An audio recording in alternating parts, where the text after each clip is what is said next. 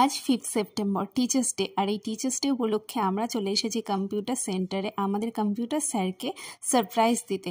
আর balloon ফোলানোর মহা দায়িত্বটা আমরা এনার হাতে সঁপে দিয়ে অনেক ফটোস আর ভিডিওস ক্লিক করছিলাম, কারণ এই কাজে বিজি হয়ে গেলে আমরা তো এগুলো করতে পারবো না। সো কতটা চালাক দেখতেই পাচ্ছ। তো এখানটাতে আমরা ভালো করে ফটোস ভিডিওস নিয়ে নিলাম, তারপর ছোটোর মধ্যে একটা ডেকোরেট করার চেষ্টা করছি সবাই মিলে।